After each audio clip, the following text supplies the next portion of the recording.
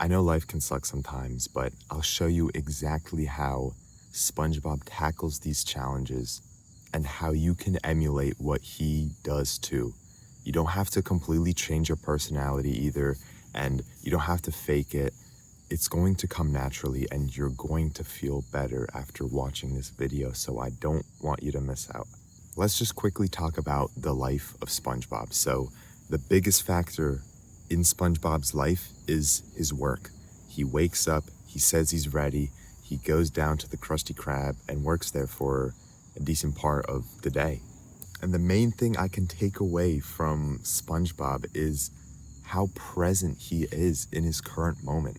He's either saying hi to the mailman or he's just acknowledging the sizzling noise of the Krabby Patties.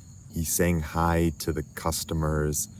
He's present in his current situation. He cares about what's going on in his life right now.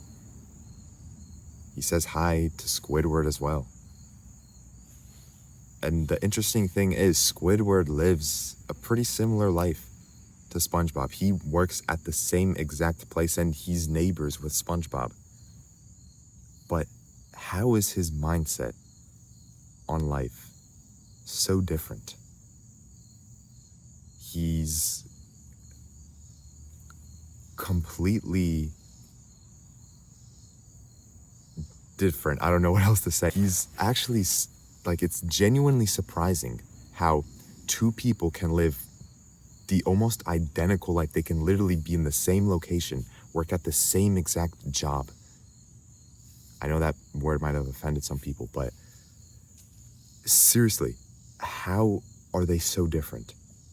Before I talk about this, what I quickly want to add is that SpongeBob also doesn't just scroll on his phone all day. He doesn't spend hours just glued at his phone, not thinking about anything. He spends time alert, present, thinking about what's around him. That's why I also feel like he's so joyful and energetic, full of life.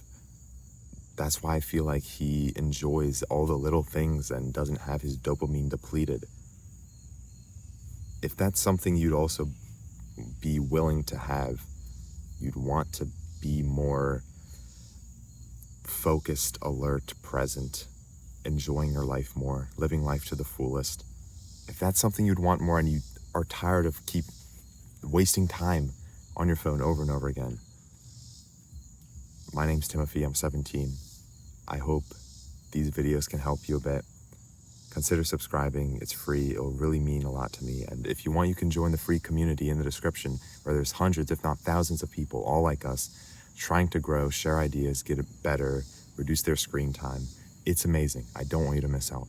So join that, check out the free community in the description.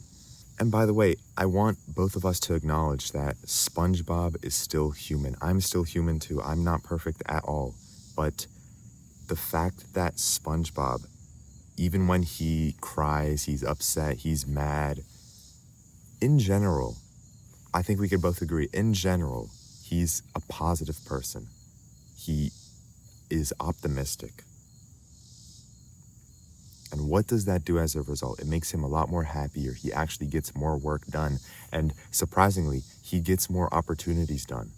Because think about all the good fortune that has happened to SpongeBob and all the bad misfortune things that happened to Squidward. I know it's just a little kid's show, but has to be genuine reason why SpongeBob gets more of what he wants, because he feels happier. He is nicer to people.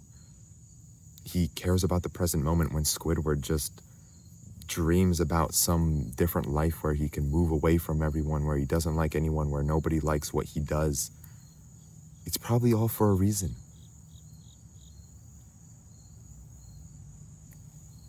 Really. I don't think everyone in Bikini Bottom just woke up one day and was like, yeah, I'm hating on Squidward. There has to be more reasons. And it's just outside of what we see on the television or like on a SpongeBob episode. But, all the time that we don't see what Squidward and SpongeBob do. Squidward's spreading negativity. He has a negative fixed mindset, which does not serve him at all, which makes it harder for him to achieve genuinely his dreams. For example, I used to work at a farm, and my favorite, I always try to find something new to do. I always wanted to be like SpongeBob working there. Some people hated it there. Some people couldn't wait for their shift to end. Even if I felt like that too, I still found ways to enjoy the time working there. Like even a little thing like we would bag corn in these plastic bags, and then you would tie them up, and each color, there's different color ties, and for each tie it represents a different day. But Thursday was the only day where the ties were blue, where the color was blue, and I was so excited to finally tie those ties in the color blue for the first time in forever. It felt so nice. So if you can just think of little moments like that, where it's this cool color you like, or it's this guy you meet while you're walking to school or work, whatever, or you find an interesting video and then you learn something from it and apply it right away in your life. You don't just go on to the next video, continue to scroll.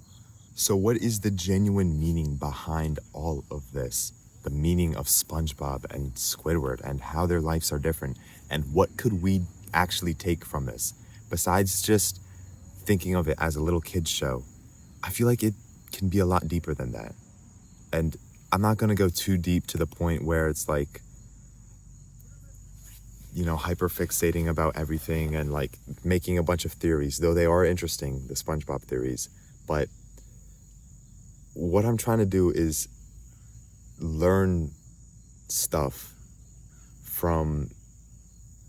try to take value out of everything in life. Why not take it out of a fun show? So we've already figured out that Squidward and SpongeBob are living an extremely similar life, but their mentality is different. SpongeBob doesn't destroy his dopamine and scroll all day. He tries to do different things which make him enjoy life more, the small things. If Squidward could just spend more time focused on the present, enjoying what he has right now, understanding that it could be worse. If Squidward could just be a bit more grateful. If Squidward could just talk to people about how he feels, or if he can just have some friends he can be with. I'm not saying Squidward has to be perfect. I'm just saying he has to try. I don't see Squidward ever put any effort into trying to enjoy himself, to have fun, to experience life, to think of things to do. And I think when he does, he has a lot of fun. Like when he sees the leaf blower, when he's in Squidville. So have fun, do stuff that you are passionate about, that you find interest in. Enjoy your life, experience things. Start today. Don't just wait tomorrow and put it off. Do it right now. When you just cut back the amount of time that you spend scrolling on your phone or watching YouTube videos, a lot of more opportunities will open up for you to do different things. I genuinely hope you think about this video. Check the like-minded club in the description to be surrounded by people who want to change, who want to grow, who want to live better, all encouraging each other to do the same. Don't forget about this video. Hope you found this video interesting. Let me know if you liked it, if you want to see more stuff like it. See you later. Peace.